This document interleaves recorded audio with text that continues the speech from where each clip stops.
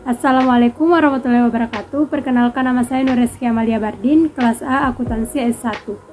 Dengan NIM 210901501002. Tujuan saya membuat video ini yaitu untuk memenuhi tugas ulangan tengah semester mata kuliah pengantar ilmu ekonomi. Saya akan menjelaskan materi tentang tugas 2 yaitu mekanisme pasar. Mekanisme pasar.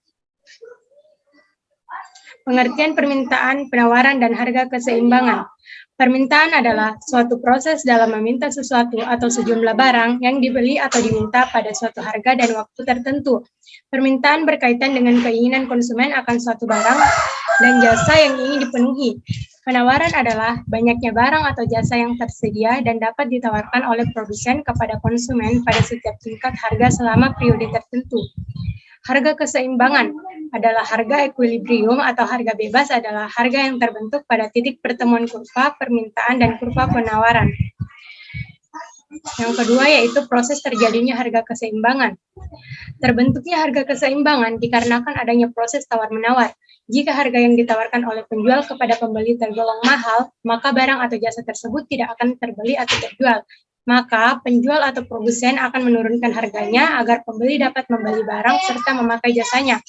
Harga keseimbangan juga bisa dilihat dalam bentuk kurva. Jika kurva penawaran dan permintaan saling berpotongan, maka pasar dalam kondisi equilibrium atau seimbang. Yang ketiga yaitu apa yang akan terjadi terhadap permintaan jika pendapatan masyarakat naik. Menurut saya, jika pendapat masyarakat naik, maka jumlah permintaan akan semakin bertambah. Hal ini terjadi jika pendapatan masyarakat naik, maka masyarakat cenderung ingin membeli barang dengan jumlah yang lebih banyak. Yang keempat yaitu tentang faktor-faktor yang mempengaruhi penawaran terhadap suatu barang atau jasa. Ada beberapa faktor yang dapat mempengaruhi penawaran, yaitu yang pertama harga barang, jumlah penjual atau produsen, bencana alam, harga barang pengganti yang lebih murah atau lebih mahal, biaya produksi, kemajuan teknologi, pajak yang dipungut negara, perkiraan harga di masa yang akan datang, kebijakan pemerintah, dan situasi politik yang berubah.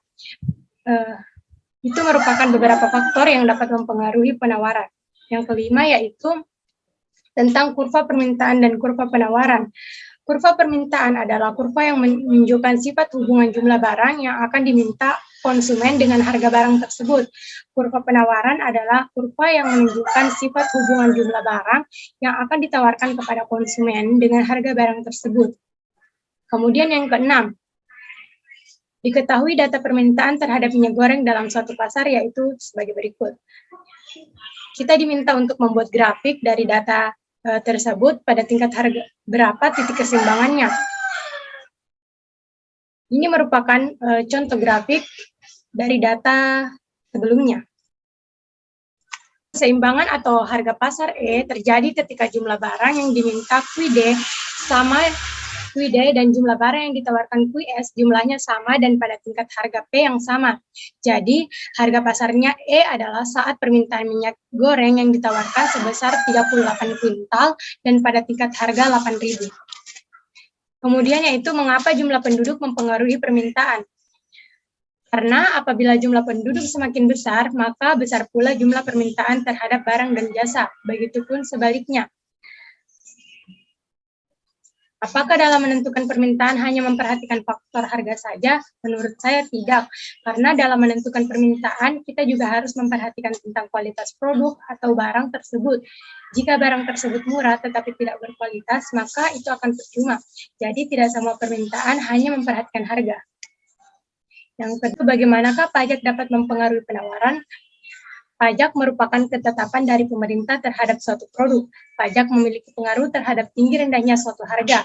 Apabila barang tinggi karena pajak yang tinggi, permintaan akan berkurang. Imbasnya, penawaran juga berkurang jumlahnya.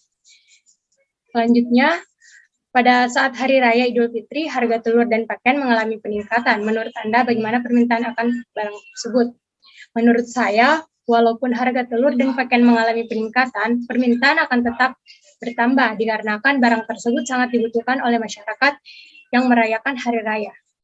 Selanjutnya, yaitu gambar dan jelaskan mengenai kurva keseimbangan pasar. Ini merupakan gambar kurva harga keseimbangan pasar. Keseimbangan pasar akan terjadi bila permintaan berada pada suatu titik yang sama PQI jika dilukiskan dalam suatu kurva. Kurva yang melukiskannya biasa dikenal dengan kurva keseimbangan pasar atau market equilibrium. Dalam kurva keseimbangan ini, garis penawaran dan garis permintaan akan bertemu pada suatu titik yang sama. Titik equilibrium tersebut akan mampu bertahan atau stay dalam jangka panjang apabila pada titik tersebut konsumen dan produsen sama-sama diuntungkan atau setidaknya hanya memperoleh kerugian yang sangat kecil. Kemudian, apakah setiap ada permintaan selalu diikuti oleh penawaran?